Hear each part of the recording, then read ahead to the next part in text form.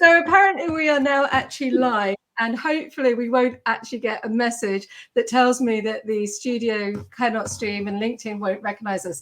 So good morning and welcome to our third attempt of going live on LinkedIn with the Wise Why with Mark Wall. And I have to tell you, I love it when tech lets you down. And of course, Mark works in tech. Now, Mark is actually coming directly from a hotel room after being at an award ceremony last night. So his signal is in and out, which could be causing the problem. Who knows? Mark, I met on LinkedIn during the pandemic, and his posts really resonated with me. And when I looked at Mark's profile, I was blown away by how many followers he has. So that's enough about me. And as usual, it's all about the guests. So over to Mark. And this time it looks like it's actually going to work. So Mark, please introduce yourself.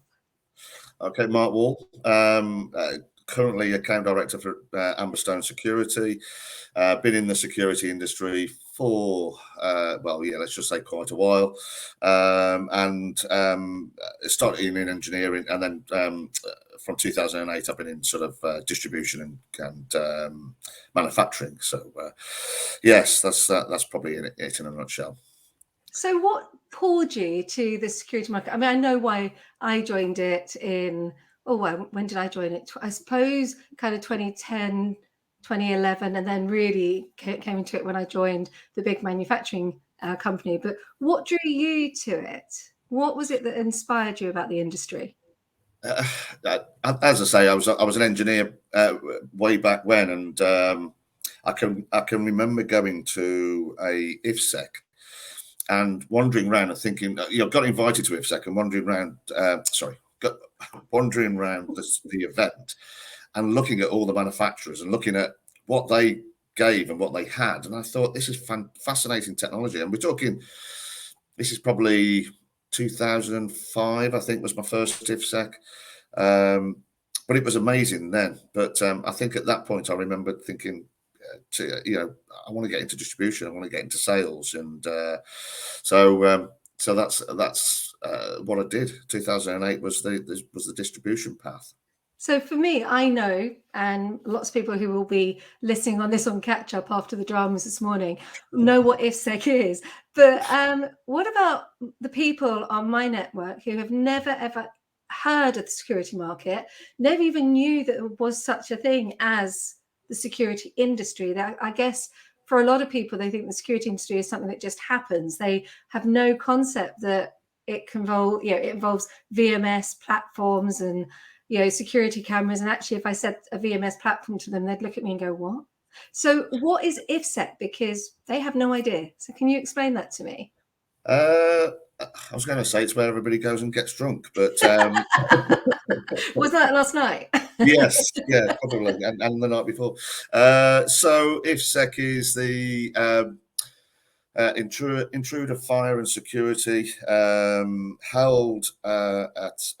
used to be held at the NEC in Birmingham on an annual basis, and it's where all the manufacturers, all the distributors get together and demonstrate what's new, what's coming in the latest technology of security, whether that's fire, intruder, or CCTV. So it's a great event for everybody just to learn what's coming through, and obviously for manufacturers to promote their latest technology, and that's the only way sometimes we could hear about it. So, and I've been to many IFSEC in my time. So interesting enough, obviously you've gone through distribution, you've ended up in sales.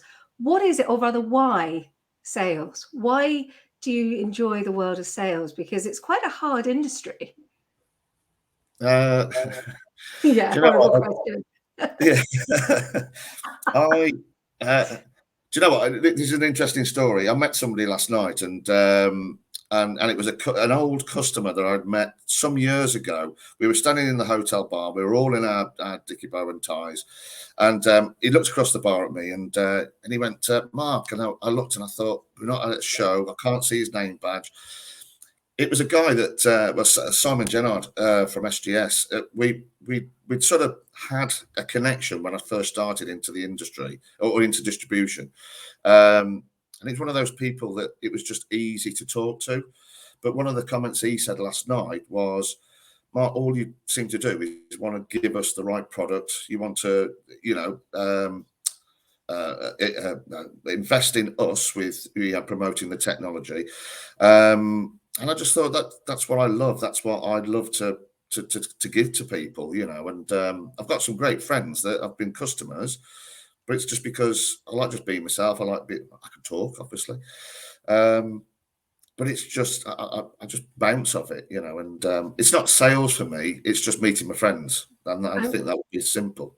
I'm so pleased you said that, because a great person, I won't say which company because I haven't got his permission, and one of the things I'm very keen on is keeping boundaries, but he once said to me that the reason he worked with me was because he never felt I sold anything to him. I built a relationship, and that relationship was built on trust.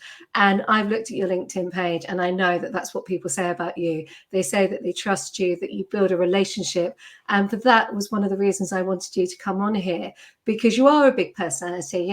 You walk into a room. I mean, the last show I went to was the one at the NEC, well, apart from yesterday, and I bumped into you, and we hadn't even actually physically met. And I was like, I know you. And you went, and I know you. And that's the power of social media. Ultimately, we'd only met at that point, although we've danced around each other in the industry, we'd only met each other at that bus stop, and we instantly knew each other. And I think that says an awful lot for how we use social media. And I'm interested in why you decided to start really investing in LinkedIn, because you really do. You do it brilliantly.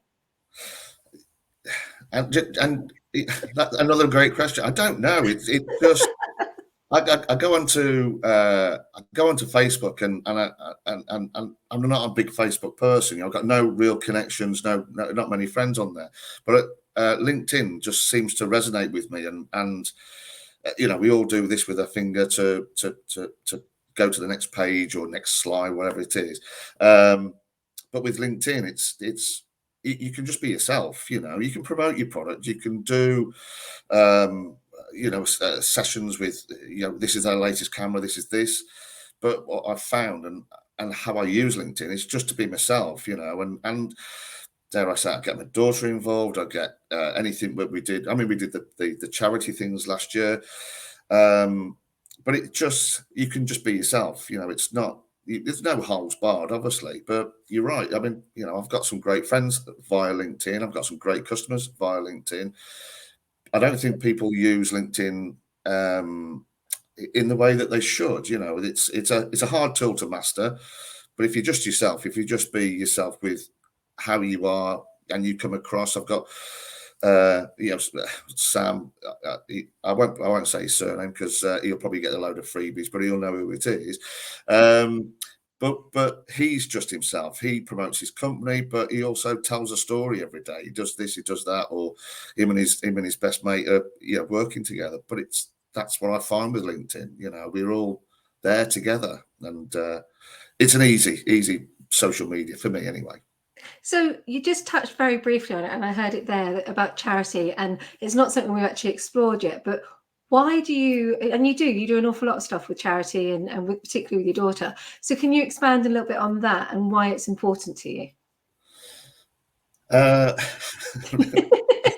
You're loving me this morning, aren't you? I should say to everybody, you were out last night and your company won awards. So, well done to you guys. And I should be putting that out there. And that you're in a hotel room on a bad signal, and you are being incredibly brave. And I thank you from the bottom of my heart for actually being brave, working in the situation that this is our third attempt, for anyone who will be listening to this later. So hats off to you, Mark. But why if you can, why the charity work?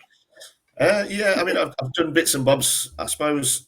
Yeah, I've done bits and bobs into it, in the past, cycling events and bits and bobs where it was, I raised a couple £100 or whatever it was. Last year was the sort of big year for us to do anything for charity. We were all in lockdown, obviously. We were sitting at home and working from our little studies. The big event, and probably most people will remember it, is my daughter just after watching Captain Tom, just piped up and said, "Dad, I'm just going to go and run 5 miles for 28 days." I'm just sort of right. Okay, don't be stupid. We've done Captain Tom's been. He's raised his millions. We'll get nothing. But she was determined, and it was that just snowballed from a little bit of, again, LinkedIn, put a couple of posts up.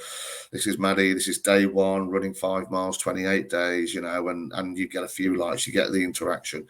And then we're going back to LinkedIn, but that was the sort of, that's what made Maddie's event. It's not my event, but Maddie's event, raising over £7,500 for she was 13 then, and it was just fascinating just to be on the sideline. I got involved, obviously. I had Lydia, apologies, I can't remember her surname, but she came to us and said, look, I can help with your, again, using LinkedIn, I could help with get some publicity.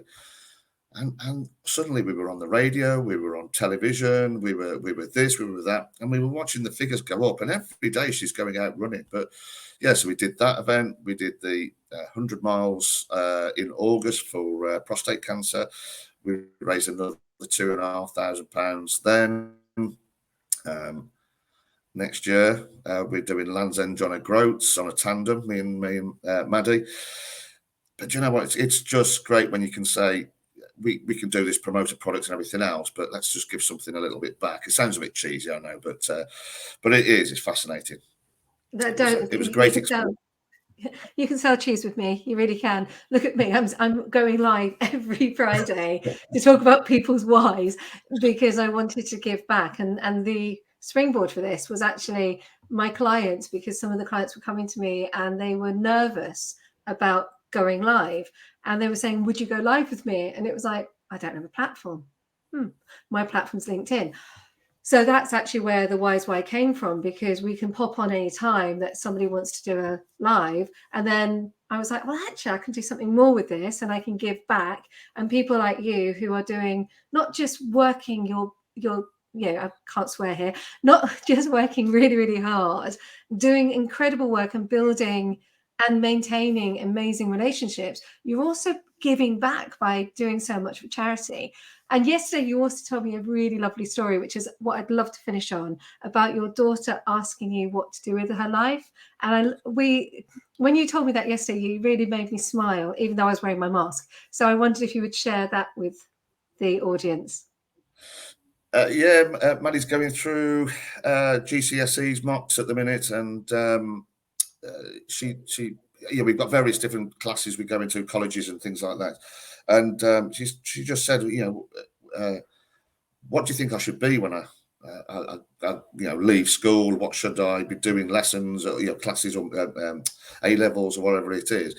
And all I could think was, I know what security has done for me. I know how it's. I know how it's been rewarding for me for the last 20 odd years, getting security.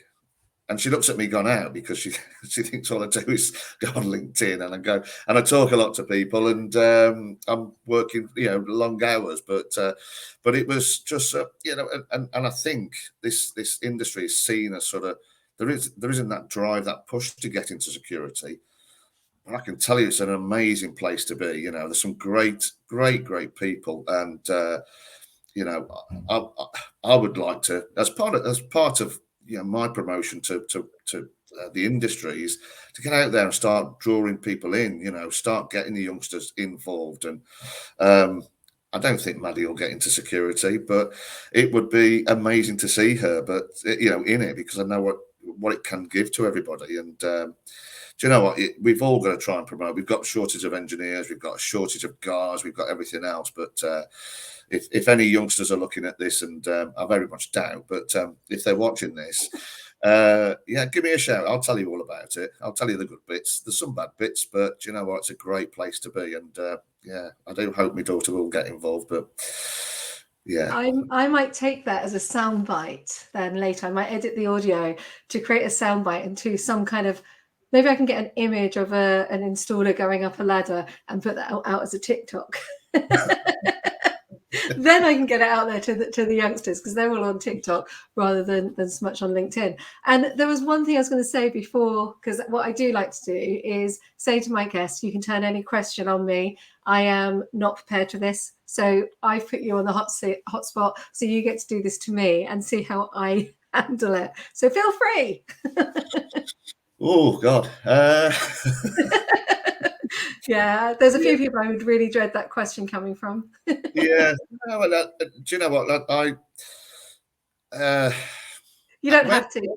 no, where do you see yourself going with this? Where's the where's the drive for you, and what are you going to put back into, and how are you going to get people to buy into you, I suppose? So that's a really good question, because when I set up, and I had to change everything I was going to do because COVID hit and my daughter needs me. So I stopped everything. And then I suffered with, like a lot of people, imposter syndrome, because I looked at some of the big guys out there who were coaching and helping people to speak with confidence. And I thought, why would anybody come to little old me? And then I joined a company who helped me find myself and rediscover and get over the fear of failure and the overwhelm. And I built the company. And where I see this is taking the everyday person. There's a lot of people out there who are out there promoting, saying, let me take you to be the next TED speaker. You will be out there, let's go charge it. But no one's actually helping the everyday person who is suffering with overwhelm, fear, shaking at the idea of suddenly having to present. And I call these people accidental presenters, because they've literally been shoved a presentation by corporate. 100%. They have to edit it, go up there and deliver it. And what ends up happening is a lot of people, particularly in our market, will look at a slide deck and they will just list the features of a security camera or the features of a server, and they won't actually look at why the features solve the pain, and they won't tell the story. So I set up to help people, because probably like you, I started working on the shop floor.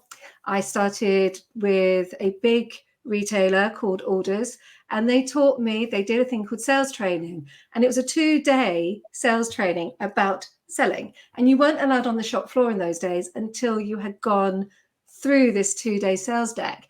And that was a great foundation, but no one's doing it now. No one has time.